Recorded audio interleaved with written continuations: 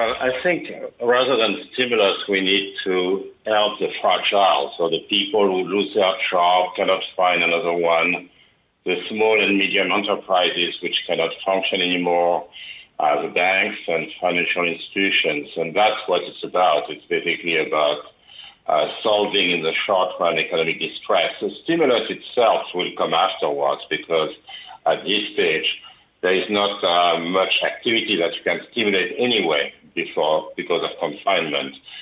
And that's going to mean that, of course, we'll have a big public debt issue afterwards, but that we will take care afterwards.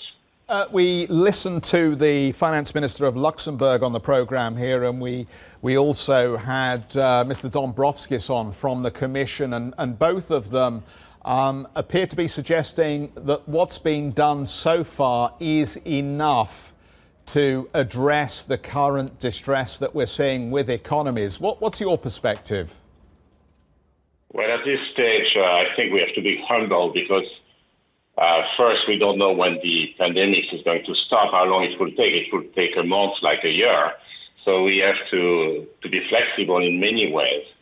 And then we will see. I mean, the ECB reaction, for example, has been very good to try to do whatever it takes to solve issues. And there will be the aftermath, which will be more difficult. But at this stage, I think the governments and the central banks are doing what they should be doing. They reacted a little bit late in terms of healthcare, but in terms of the economic reaction, that's the thing to do. Protect the fragile. Jean, very good morning to you. A couple of your specialities, market power and industrial organisation. They're both two of your pet topics as well.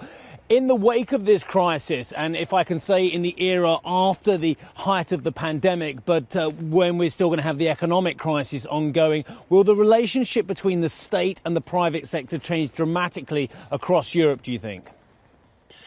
Well, there will be many calls for more interventionism. So some of it will be justified in a sense because the supply chain for essential goods like medicine or military supplies or basic food supply, we have to rethink a little bit, and the state has a role to play in that.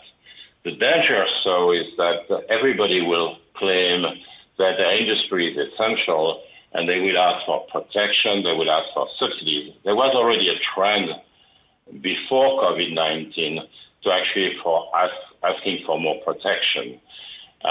We are in a world where protectionism is very popular, and this is going to get worse. And now we have to ask ourselves, do we want to get rid of globalization, or do we want to get rid of the bad effects of globalization? And I think the answer is clear. We have to keep globalization because otherwise there will be an enormous shock on consumer purchasing power. There will be already a shock coming from COVID-19. And then you will add another shock, which means that their goods and services that they buy from low-cost countries will be much more expensive. And on top of that, as you mentioned, there will be monopoly power domestically because if you protect too much the industries, then there will be monopolies at home. Jean, when it comes to protecting workers, I'm curious who you think has it right, because we've seen different policy responses from the United States and the European Union in terms of how they want to go about protecting employees whose jobs are at risk here. Well, I think as I said, if people don't find a job, for example, that's not their fault today because there is no job to be found. And same thing for the firms. Partial unemployment, the way it has been done in France or Germany, is probably the solution to go. In France, for example, President Macron introduced experience rating so as to make firms more accountable for their layoffs. It's like accountability for firms, but it has been suspended, and I think it's rightly so because right now the firms are not responsible for what's happening. Hi, I'm Joanna Bersecci, and thank you for watching. You can check out more of our videos by clicking on the boxes on the screen. And don't forget to subscribe to our channel for more from CNBC International. Thank you for watching.